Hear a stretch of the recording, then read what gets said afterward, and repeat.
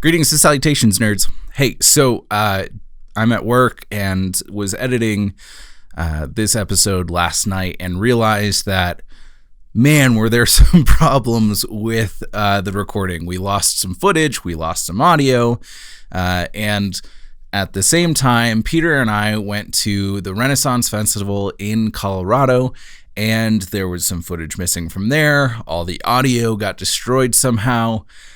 And so I apologize for this amalgamation of two episodes that I wanted to be two separate ones.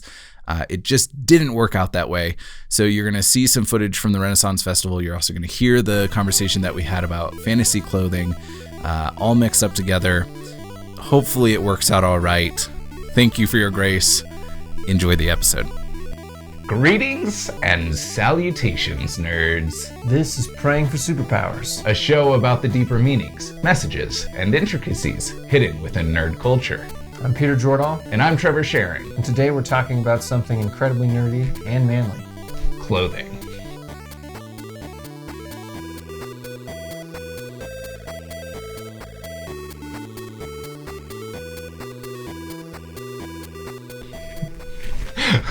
We wanted to do an episode, honestly, it was spurred on because for my birthday, my wife bought me this cloak.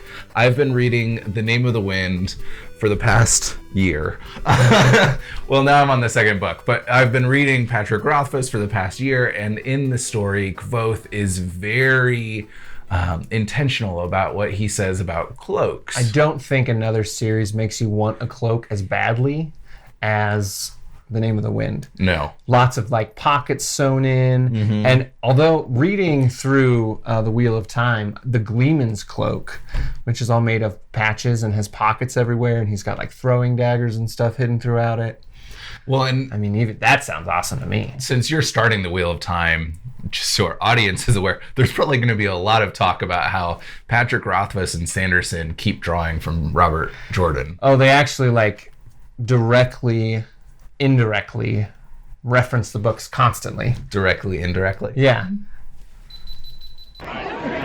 Peter and I are at RenFest. Woo! RenFest, Colorado, the best RenFest in the U.S. This is my first time at any kind of RenFest, so I'm really looking forward Which to I it. don't understand. I've come here for years. Beth has come since she was 2. We are with our wives. That's my wife.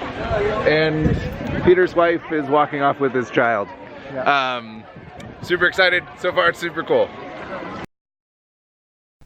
Do you think you can piece it together? I can piece that together. Yeah. I mean, reading The Wheel of Time, he says things where you're like, oh, you're obviously referencing Tolkien in this moment. Mm-hmm. And so, of course, Sanderson and Rothfuss can't reference Tolkien directly. So they reference Tolkien indirectly by referencing Robert Jordan directly, which I think is... Wow, that's Yeah, several layers. it is. It's very layered, but it's very clear when you know what you're looking for. It's not a conspiracy theory. Definitely something I've done research on for sure. And I'm not just assuming that I'm right. Well, I have more doubt after that sentence than before. So, reading any of the Sanderson novels, I want to dress better. Yeah, because Sanderson talks a lot about the clothing that his characters are wearing. I mean, he actually has images of a clothing folio from Leofor in Roshar in the Stormlight Archive. And if you think about it, most of the video games that we play that are fantasy-based, there is some clothing components, whether it's some cheesy DLC or just unlockable clothing or different kinds of outfits. I mean, the WB had a terrible one-off show called The Cloak, I think, or the Cape. It was really terrible, but his superpower was that he whipped a cloak around like a weapon. Oh, it's not okay. It's very much worse than all of any show else on the WB. So, Which says a lot. yeah.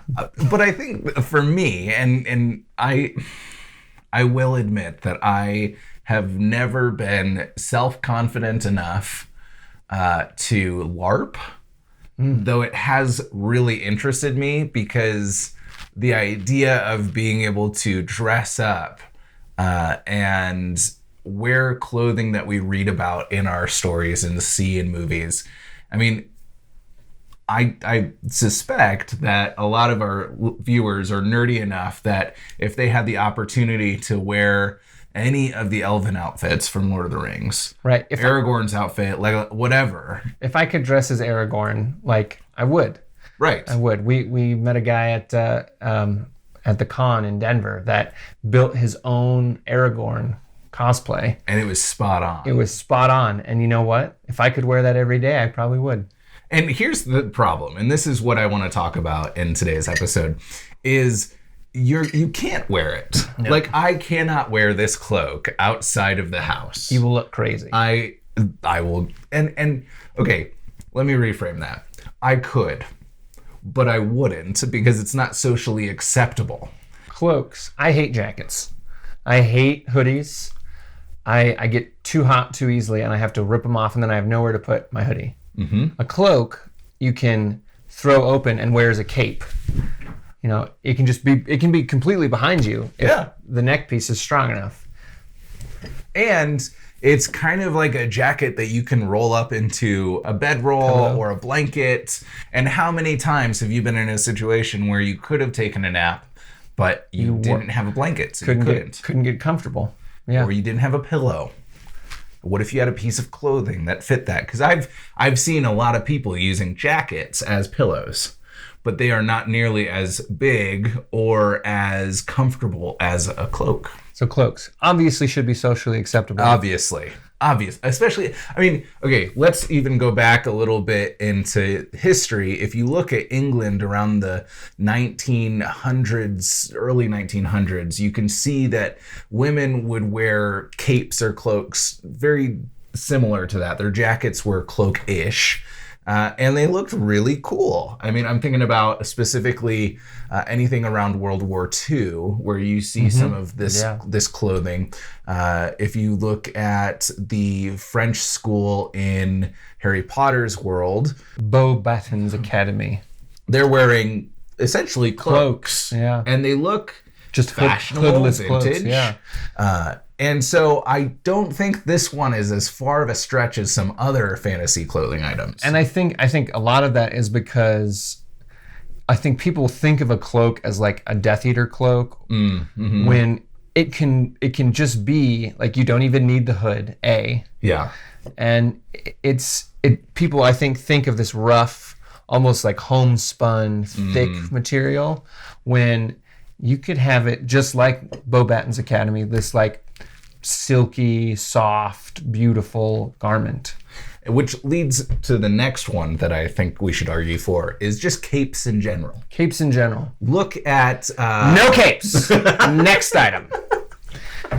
So, I'm thinking military outfits. Yeah. You look at Battlefront 1 and the capes that they use in that game, they're really cool looking. They don't really serve a huge purpose.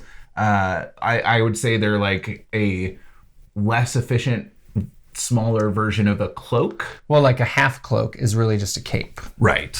And a half cape is a piece of cloth over your shoulder that doesn't do anything. Do you want to go see the boat? So, Peter, you've had some revelations about coin purses that may have gone extinct for a reason. Yeah, coin purses don't work because you have to untie and tie them every time you need to spend money, which, as I'm saying it now, is probably a good idea if you don't have enough money to spend. But if you are constantly thinking you'll be spending money, get a wallet. If you look at Lando Calrissian, I mean, he makes a cape look really cool. Now, Donald Glover could make anything look really cool. That's fair. His His new pants Solo in movie. This Is America. And Billy D. Williams could make anything look cool. So really, we just need them to start modeling. Just need them to start modeling fantasy clothing. Yeah. I love the effect a cloak has.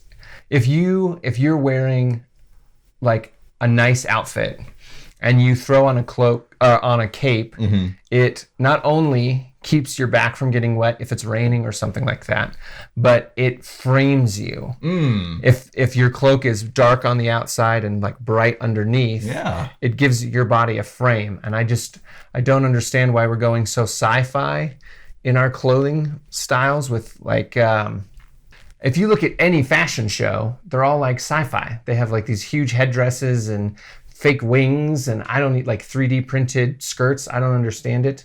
I don't know why we don't just do capes. A cape frames your body. It's useful in the sense that it protects you like a cloak.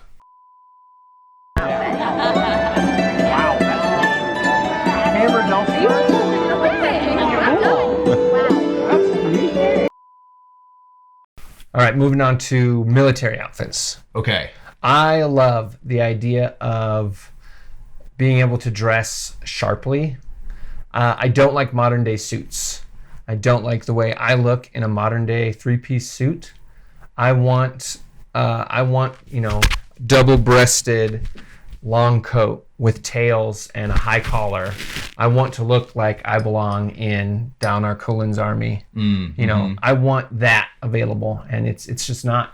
And being able to carry a sword around. I know that still happens nowadays in military tradition, but if it was like more common at a military event to see gentlemen with swords, and I think that would just be really, because who doesn't want to have like a rapier or a really cool sword that they can hang up on? I wouldn't want a rapier, but you wouldn't want a rapier? No, I would take a short sword. Okay. Or like a dueling sword. Yeah. Rapier just seems elegant. Real quick, I just want to talk about how if the Mistborn characters ever make it to Stormlight, Stormlight's gonna die because everybody wears metal everything. Yeah.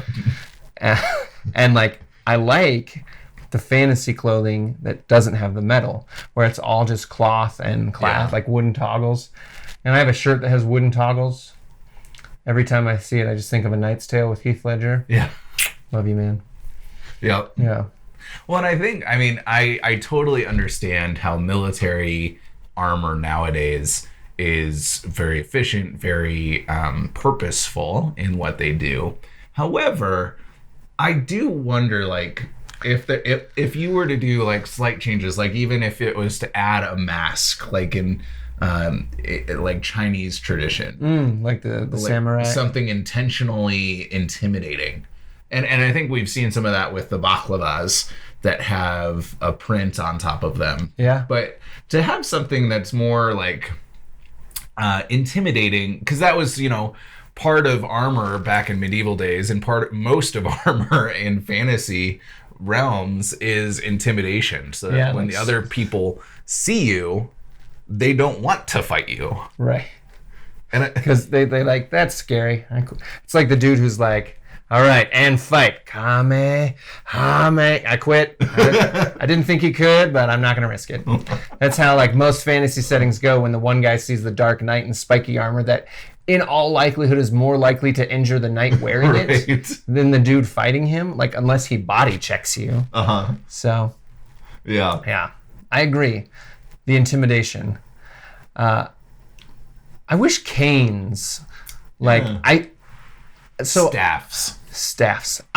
I'm more of a cane person, like a dueling cane from the Mistborn series, because I do have a limp sometimes, depending on the weather and depending on if I've. You're such an old man. I know, but I do. I fell out of a tree as a kid, and my left knee will seize up, and it hurts to bend my leg. So I'll have a cane sometimes, and the first frost of the year. I'm not even kidding you. The first night it freezes, the next day my leg hurts like crazy. I'm only 26 and a half, and I can predict snow is coming with my knee. So that's fun. You're like the hermit on the outskirts of the city that the young hero goes to get the next step. Exactly. I have a side quest. It's get me 7 pails of water from the well, don't spill any, do it in 5 minutes, and you get 10 gold coins. Whatever.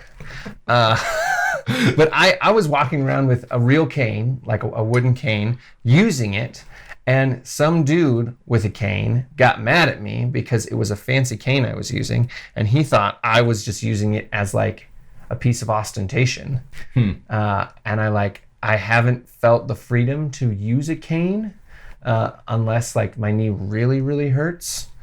And I should feel the freedom to use a cane whether or not I have a limp. It's 2019. We should be allowed to wear whatever we want to wear, whether it's a cloak, a cape, a cane, a staff, which would be really cool. Double-breasted blue long coats. How about This kind of shirt, like, I want one of these shirts. Yeah, I know.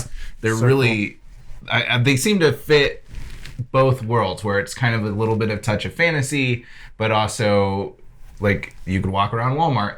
But still, I know myself. I wouldn't feel comfortable going out in public in this shirt. This shows a lot of chest hair when I don't wear an undershirt. So. I don't have that problem. Because I'm not a Two things you didn't need to know. So yeah, fantasy clothing. It's a yes. It should be a yes. It should be a yes. And normally I like to end our episodes by giving some sense of hope and being able to say, like, hey, go out and do this in your life. I got it. You do? Yeah. Because I was gonna say this is hopeless, and unless some fancy famous person. Fashion, despite what you may believe, is actually dictated by the people. So if you go out there and wear a cloak, wear your Renaissance festival outfit or your cosplay outfit, just around, every few weeks, every few days, people will start to notice. And at first, it will be weird. But eventually, the more people that do it, the more likely it is to be affected in the real world.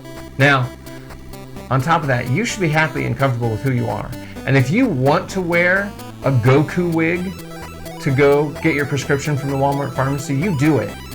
You wear that Goku wig. I support you. If you want to dress up as a wizard when you go to Walgreens for some cold medicine because your robe is comfortable and your hat keeps your head warm, you do just that. And if you carry the staff because you're sick and heaving and coughing and you're gonna fall over, you carry that staff. And if you want a cane but don't want to look ostentatious, you don't have to look ostentatious, you just use it. Do it. Thanks for joining us.